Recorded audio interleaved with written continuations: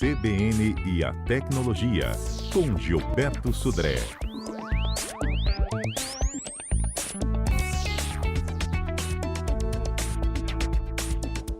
Ei, Gilberto, bom dia para você, hein? Bom dia, Fernanda. Bom dia, ouvintes da CBN. Sudré, hoje a gente fala dos e-mails das antigas. Quem é que tem Hotmail, Yahoo, Bol e Gmail, Exa- né? Que a gente lembrou que fez 20 anos essa semana? exatamente. No 1º de abril, né? O Gmail fez 20 anos. Em 2004, foi 1º de abril de 2004, ele foi lançado pelo Google, né? De lá para cá teve uma série de mudanças, evoluções, né? Mudou a cara, mudou uma série de recursos, mas está aí o Gmail fazendo, né?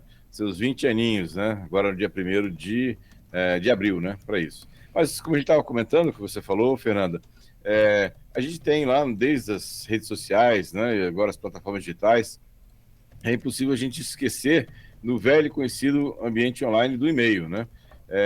Mais que uma forma de contato, esses sistemas eles acabam se tornando até uma forma de identificação, né? Usando o e-mail para você fazer o login numa rede social ou num serviço qualquer da internet, nesse caso, né? Então essa é uma situação. E aí, né? Famosos lá nos anos 2000, né? Nomes clássicos de domínio como Yahoo, Hotmail, Bol, UOL e AOL, né? Foram perdendo terreno para os rivais mais novos, né, como o Gmail, né, o próprio Outlook, né, em relação a isso. Até atualmente, hoje, Yahoo e Hotmail ainda continuam com algum interesse nos usuários. Mas aí, né, algumas pessoas marcam, né, ou seja, ou sabem, ou consideram que se você usa algum desses e-mails mais antigos, vamos chamar assim, você já faz parte da história da internet, né, ou seja, já é chamado de cringe, né, ou seja, uma questão que já está com o passado, você já começou da internet desde muito tempo atrás para isso. Então, é interessante, né, você muitas vezes ter esses e-mails por muitos anos, principalmente para você ter uma referência, né, suas informações, né, e-mails, mensagens que você mandou, estão todos lá disponíveis naquele próprio e-mail, naquela situação. Então, é uma questão bem interessante desse ponto, né, de vista. Mas ter um e-mail antigo também pode significar que você esteja mais vulnerável a algumas ameaças virtuais, né? Quais são elas, por exemplo, né? Por que essas contas mais antigas, de domínios mais antigos, elas chamam a atenção dos criminosos?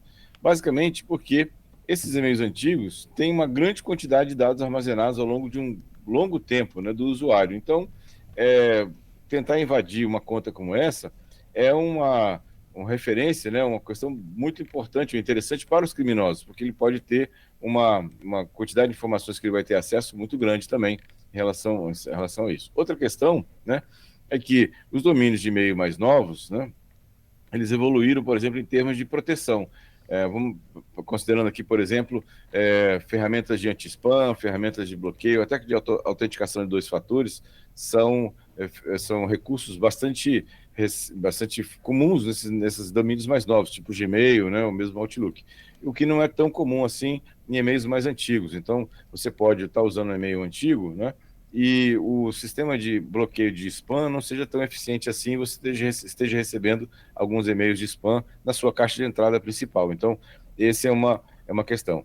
Outro problema, né, é que esses e-mails mais antigos também como são muito visados, foram vítimas de muitos vazamentos. Então, só para lembrar de alguns aqui, em 2021, o Yahoo foi hackeado e tiveram mais de 3 bilhões de contas comprometidas.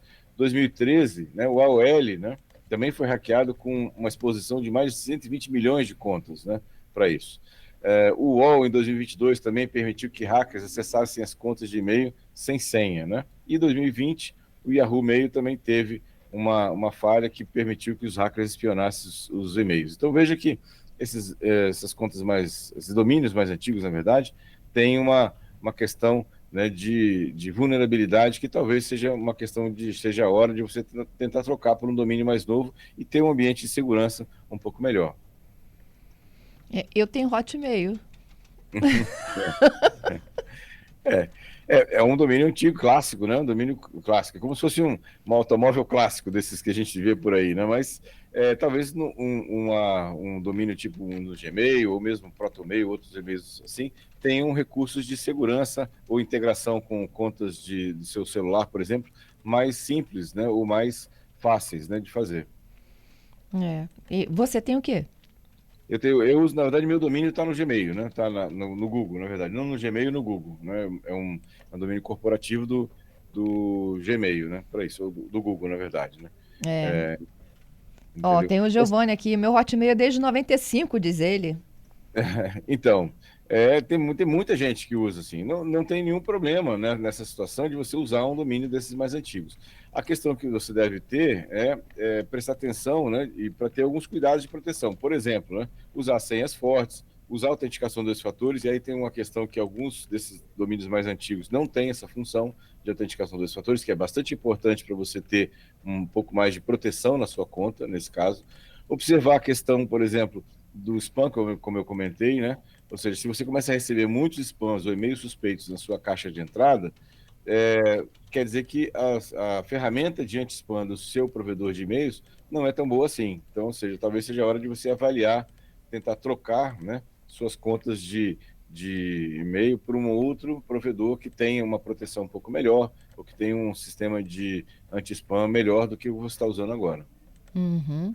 Tem aqui mais um, ó, participando, que legal. A Renata disse: eu sou da época que o Gmail, para você participar, você tinha que ter convite.